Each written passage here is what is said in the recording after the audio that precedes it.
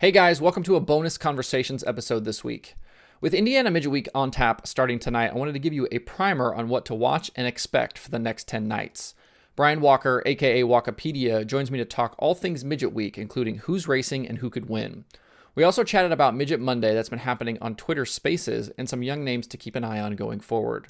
Things are wide open this season for Indiana Midget Week with Kyle Larson not racing, so this will give you an idea on what to expect. Please enjoy the show.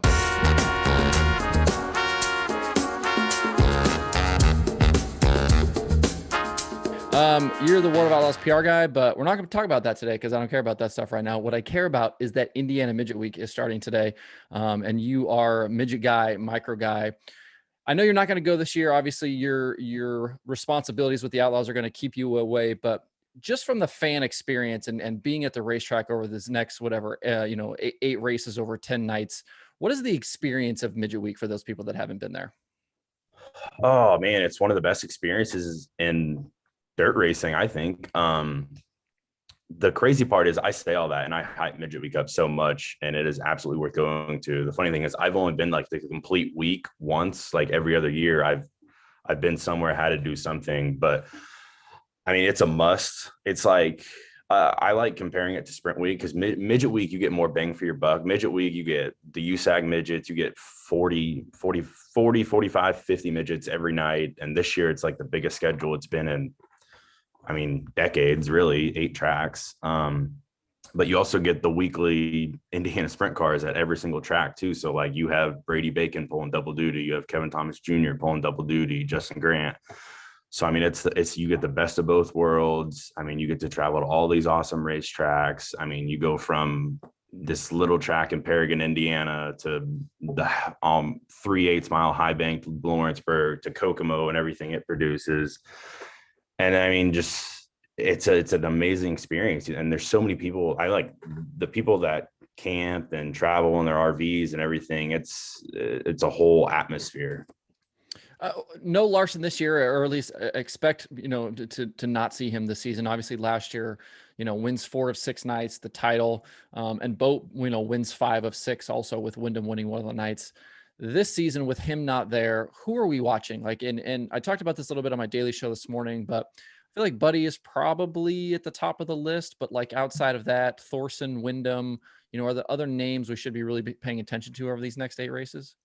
Yeah, I think this year, especially with Larson being gone, I mean, it'll be your main kind of organizations, KKM, Clausen. I'm excited. That brings up a good point. Clausen, I'm excited to see Corey Day. I saw that just on Twitter that Corey's going to be there. Yeah, coming from micros, like I always got to see Corey race at the shootout. He's from California, and that kid's a gasser. I don't know, or no, yeah, I was gonna say I don't think Jade shouldn't race this week. All the kind of power ride kids, they're too young still for USAC. But I mean, like the organizations, KKM will have Buddy.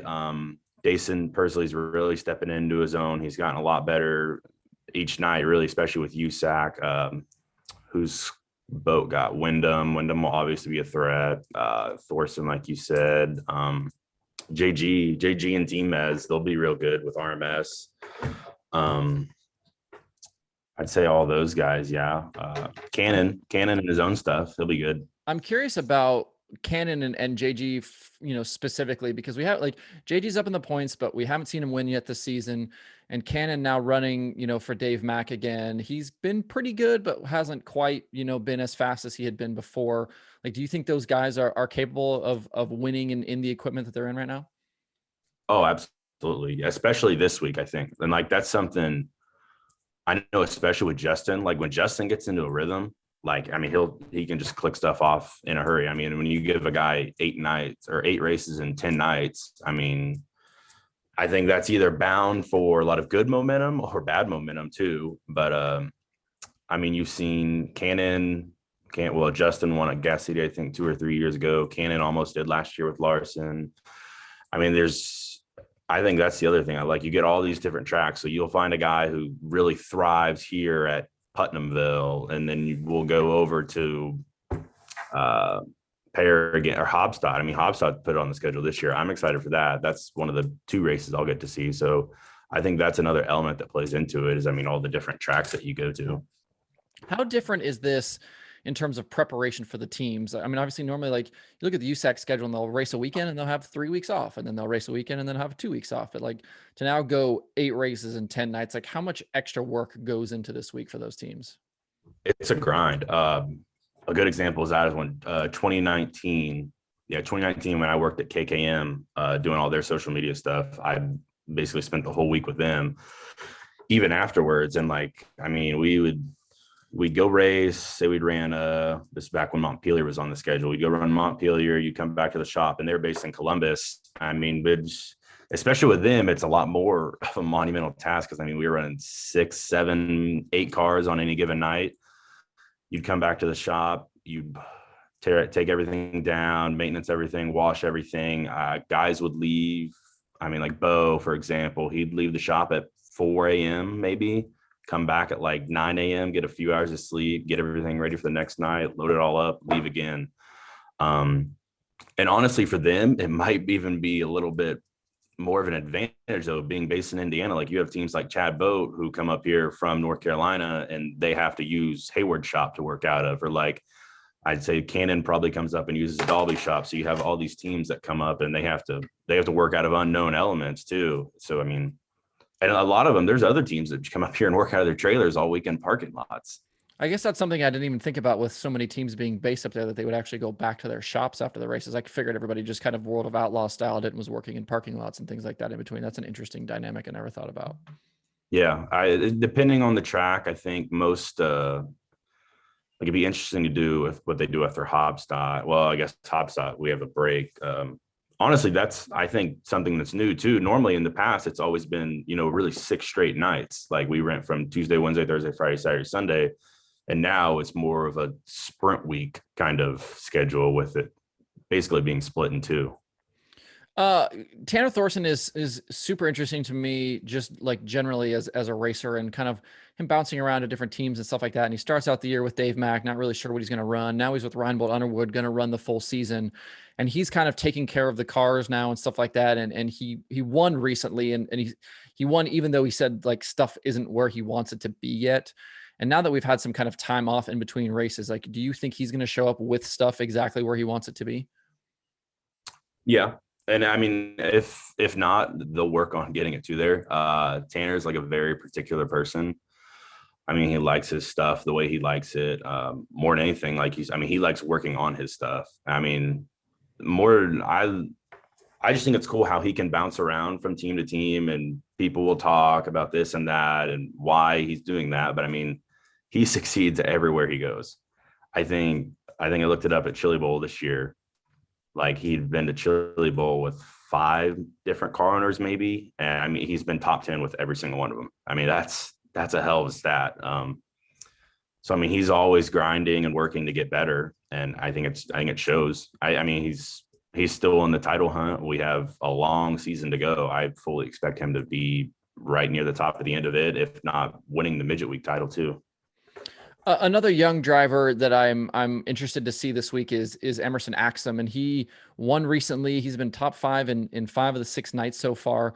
Doesn't drive for KKM or Clausen Marshall. I mean, obviously the team he drives for with Petrie is still a very good team. Let's not knock them, but his kind of quick rise this season and kind of throwing his name in the hat. What do you think of a guy like Emerson?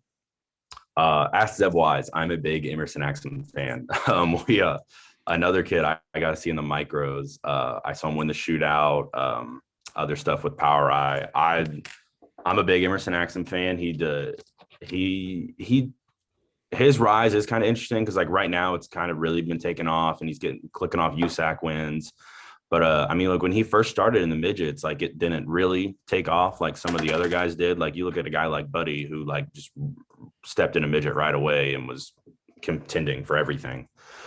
But I mean, the more seat time Emerson's got, the better he's gotten. And I mean, yeah, like you said, it's not, Petrie isn't really looked at as like a super team. I mean, mainly in that element, just because they only have 2 or 3 cars, but they're still a great organization. I think Emerson's dad, Joe, is one of the main guys working on the car too with Terry. I mean, they're getting their stuff figured out. And I mean, I think the other thing, they have veterans in there too that Emerson can lead on, and that helps too.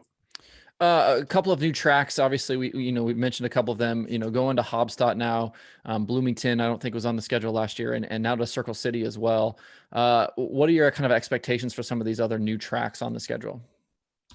I'm excited for Hobstadt. We've seen midgets there, haven't seen Midget Week show there, so I think it'll be just be even more amped up. Um, Bloomington's always good. Yeah, the COVID stuff kind of took that away from the schedule. I think a few years before it was always raining, but those shows are always good. Circle City will be interesting. The All-Star show, I think, kind of exceeded people's expectations, honestly. I know they're running outlaw late models this weekend too, so it'll be interesting to see how that goes. I mean, really, when you look at the track at Circle City, it's like it is a perfect midget track. Like I hope it's awesome. That'll be one of the nights I go, so I'm excited for that. Putnamville is always my favorite, though. Putnamville, Kokomo, Lawrence. It'll be interesting. I think every year, it's interesting to see where the car count is at. Like by the time we get to Lawrenceburg, honestly, I mean, it's the biggest track on the schedule. It's the farthest away, really. So I think the tracks always that are real interesting to see how they all unfold. That's kind of like my other question is how many cars should we expect, do you think, kind of through the course of the week, each night? You'll start with, I'd hope we start with around 50 or so tonight at Paragon. It's decently, I mean, it's just the start. It's centrally located, really, not far from Indy. I'm trying to think, where do we go tomorrow? I don't know. I don't remember. I'm pulling. Bloomington might be tomorrow. Yeah, it's Bloomington. So yeah, Paragon, Bloomington. Oh, see now, yeah, the split schedule makes it interesting with Lawrenceburg being the first Saturday. So that might be a little different this year then. That's a little bit Lawrenceburg to Hobstadt. That's a bit of a haul though, and over one night. That'll be interesting as well. And then Circle City, Lincoln Park, Gas City. I think the car counts could be more consistent this year than ever with the split schedule. I think I'd go there. Do you think, in terms of who we're going to see, like obviously, we've talked about a few names and we'll see those guys every single night, but like, are there guys that you think we'll see kind of come and go throughout the week? Maybe some of the local guys. I can't think of any real heavy hitters that would do that. I know Larson's going to run the Dream next week, so he won't go any night. Yeah, I think you'll see your local guys that might come out at a random track, like say a Putnamville or a Kokomo. Like for maybe some of the Power Ride guys might come over for one of the two weekends. And then, you mentioned it too, like the guys running kind of double duty. Are those guys going to do double duty for all of those nights where they'll run the sprint car and the midget? No, I mean, maybe some might. I think most will pick and choose. Like I saw Brady's schedule this morning, and I think he's running double duty for like maybe 6 of the 8 nights. I doubt Grant probably won't do them all. I think it really depends on even more so the dynamic of their sprint car schedule and like maybe where they're at in their season. In the past, I think KT would run every single night. Also different schedule too. This year it's a whole new deal. But I don't think anyone will run double duty every single night. It'll be a good chunk though. Which events did you say you're going to get to besides Circle City? I'll get to Hobstadt. I'll fly back to Indy, or North Dakota. I'll fly back to Indy on Sunday, and I'll drive down to Hobstadt for Sunday night, and then I'll still be Circle City's probably like 25 minutes from my house on Wednesday night. So I'm jetting over there to see that place for the first time. Are you race fanning it, or are you actually going to be working for somebody? I'll race fan those. I probably won't do any midget stuff until BC 39. Okay. That's always a must for me. When do you actually get opportunities to go to racetracks, especially now as just a race fan? Mainly if it's close to home and I'm at home. I was gonna go to a lot. I was out on the road for like 3 weeks while the Outlaws were in Pennsylvania, and I was gonna go to Silver Crown. I think it was the pavement race. Wow, it was Brady was promoting it. I've never seen a pavement Silver Crown race, so I was pumped to go to that, and it rained out. Then I was gonna go to IRP Friday night, and it rained out. So I mean, I try to hit every single race I can. if weather cooperates more than anything. Kind of looking at the larger landscape of things, and talking about Buddy and also Kaylee Bryson, they're in the Toyota pipeline. We've seen them run some late model stuff. Like, do you know, or have you heard like what the future kind of holds for them? And Kaylee's not running the full USAC midget schedule. She's kind of coming in and out and running some late model stuff, and we've seen with Buddy. But are they is like pavements, like, is that just where they're going? I would say so. Looking at Buddy, I would feel comfortable saying this is Buddy's last full year on dirt, depending on how the future goes. I mean, he's pretty close to the C-Bell path, I think. I mean, this year he's running full USAC still and mixing in the pavement stuff. He did quite a bit of testing last year, but now he's actually doing racing with Kaylee. And if you look at, I think it was like 2014, maybe that was like Bell's, either 2013 or 2014. It was kind of Bell's last year on dirt, and he's really following the same guideline. Buddy's following the same guideline that Bell took. So I would personally expect Buddy to be in some sort of, I think, pavement late model next year, like full time. Do you think then, I mean, is it just cold turkey? Like he's just pavement late models and he's going to focus on pavement or on pavement racing? Or do you think he'll have kind of a split schedule? I would hope he has a split schedule. Yeah. I remember, I think Bell always kind of sprinkled in some stuff here and there, but I mean, he kind of went full bore Toyota there. I mean, I don't blame him. He made it to the NASCAR Cup Series. It really paid off.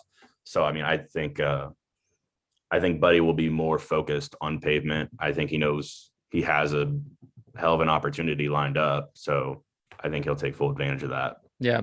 Tell me about Midget Monday. I feel like this is like become this like entrenched thing now, like very, very quickly. Why did you guys start this? What happens on Midget Monday? Explain all of this to me. We were honestly, it only really took off because we were lucky that Dunlap and myself were like somehow thrown in the beta testing. Like we didn't even want to be in. It just showed up on our phones one day and we were like, hey, what's this? Yeah, it's like a Twitter space. It's all like off the air kind of. I mean, you can hear it, it's not recorded. You only can experience it live. Man, what happens? That's a broad question. Maybe the easier question is what hasn't happened. yeah, exactly. Yeah, I mean, we'll have some nights like it started off as like first like, oh yeah, Midget Monday. Like we just want to talk about midgets. And we quickly realized, well, there's only so much to talk about each week with midgets, and some weeks they don't even run at all. Really it was just started for like a chili bowl thing. Like I imagine come November, December, January, it will be heavy chili bowl stuff. But yeah, right now you'll hop in on a night and you'll get Danny Dietrich in there. I mean, Freddie Kraft will hop in, a spotter. Like you'll have NASCAR spotters, sprint cars, drivers. You get photographers, all kinds of different people in there. It's interesting. And sometimes you settle some beefs in there. Yeah. Oh, and I was going to ask you because the Robert Ballou, Chase Johnson thing, I know ended up in there. And like, how are you guys getting people in there? Are you just putting this thing up and people are just wandering in, or are you like on the side, like texting, like, hey, come in here? Like, how does that work with like who shows up in this thing? At this point, we always kind of get the main core. I mean, really, like anyone I like want to talk and get on there, like already knows about it. Like I'll have guys like Drew Brenner and Ripper out here on the Outlaw Tour. They're like, oh, dude, we love Midget Monday. Like they'll just get in there and like hang out for 40 minutes. But I mean, yeah, like that deal that night, like Chase knew about it ahead of time. So he's like, oh yeah, I'll get in there. And then I think Dunlap ended up texting Robert and it blew out. We got over like 500 listeners at like one time that night. It was pretty wild. And this thing, like, I mean, did you always expect that it was going to go? Like, I feel like some of these have gone to like 2, 3 in the morning. Like, did you expect it to last as long as it does and continues to last? No. Yeah, like the first time we did it starts at like 9 Eastern every week. And I think the first one ran to like 2 in the morning. And that was when Dunlap was hosting, and like the way the features were set up, like if the host leaves, it ends. And Dunlap was wasted, had to go to work the next day. He's like, I'm calling it a night. And then like eventually where it got to I could host it, I got access or whatever. I think one night, like in April, we stayed up till, no, it was May. It was after the Buddy Kofoid motor pump. We stayed up till 4:30, and we still had, I think it was like 100 people in there, but more than that, like it was Keith Coons and Justin Grant, and they were just going back and forth at 4:30 in the morning. Do you like, I mean, do you sit back at points and just like be kind of in awe of like what goes down in there? And like, I mean, it seems like sometimes like you don't really even have to spur conversation. Like it kind of just takes off on its own. Yeah, it gets the inside joke is always third shift. Third shift is when it picks up. You kind of always have to carry it from like 9 to 11 or so, and then it really loosens up. And I mean, that's what Dunlap and I always kind of talked about when it first started. Like, it's just a bunch of guys hanging out in the shop, just shooting the shit, really. I love it. As we kind of look around at, your micro knowledge is obviously fairly sizable. And when we look around the country right now, and even like, you talked about the Power Eye kids, who are people you're excited about? And is it Ryan Timms and Jade Avedizian? And we've seen Gavin Bochelle now sign with Keith. And who are those names that you're kind of looking at to kind of be the next ones up? Yeah, I think it's all the Power Eye kids right now. Jade, like when Jade won it was like a 15,000 to win race at Sweet Springs last year in a micro, like our first time there, beat all the good guys in the country. Jade, Corey has always excelled in Tulsa, and I mean back home in California. I remember watching Ryan Tim, being from Oklahoma. I remember watching him at junior sprints, and his kind of mentor Billy Lawhead's been with him the whole way. Who else is out there? Brent Cruz. I mean, I think he ran third or fourth at the shootout this year. He was like 13 at the time, and like Outlaw and On Me or something. It was insane. The car is basically taller than him, I think. And now he's getting a chance with Boat. There's lots of, I'm not real sure yet on who to watch, like that's actually still in micros. But they're coming. They're always producing some new kids. The Outlaw carts, I can't really think of anyone on the Outlaw carts. They haven't really got anyone since Buddy. I feel like here on the East Coast, like the Outlaw cart thing is almost like kind of fallen by the wayside a little bit. Like even Millbridge out here has kind of seemed to be more micro focused lately here than Outlaw carts. Yeah, that's been interesting to see. And like, we're still getting the Outlaw cart stuff out in California, but it seemed like, I mean, with Elledge and stuff and his kind of NASCAR connections, it kind of seemed like it took off here for a while. And now it's like, it's weird. It's like not like that anymore. Yeah. I'm curious, your thoughts on Jade and what you know about her. I feel like we kind of keep waiting for more female drivers to kind of get in and start winning and really kind of establish themselves. And we've seen a few kind of come and go and but nobody really seems to kind of take control of this thing. And like, is she a possibility here to do that? I think so. I told someone, I don't know who it was. I mean, and it's always a topic, like who's probably going to be like the first girl to break through. Like, I mean, it's been inevitable since Holly Shelton really kickstarted it recently years ago. And then Holly Holland came through, and Kaylee, Maria Kofer was really solid there for a minute. And it's always been this thing, who's going to be the first one to break through. I told someone, like, I think it was after one of her tests or one of her races, I was like, I really think Jade's going to be the first girl to win a USAC race. I don't know how many midget races she's ran so far, but in the few she's ran, she's always been really good. I think she's 15 now, I want to say. So she'll be in USAC at some point soon. So it'll be interesting when she finally gets there. As far as I know, she's got a really good base out in California. She came from D1 with Hagopian and all those great guys. Her dad, Ryan Avedizian, is a really good guy. I met him at Shootout. So I think she's got the potential to do it. Is like her driving for Boat is Boat kind of like the next super team here? I feel like, he started out kind of smaller, and it's like now he keeps expanding more and more cars, and he's got Wyndham with the championship now. He's got, his kids kind of in Power Eye, and is he the next one that's going to kind of be like, you're going to go to Keith, or you're going to go to Boat, or, you're going to go to Clausen Marshall? Like, are those kind of the ones right now? It seems like it. I'm trying to think of the moment. It was like 2 or 3 years ago. Like something happened. It was like, man, Chad Boat's about to be the next super team. Like CBI is going to rival KKM. I joked like that the other day on Twitter. I think when they announced Corey was going to Clausen Marshall, I was like, we just need to sit all these kids down at Chili Bowl and have a signing day. Yeah. Like you get a KKM Pick hat, your hats. Yes. You're like, all right, where am I going to school? So I mean, it seems like that. Yeah, I mean, they've got the USAC title.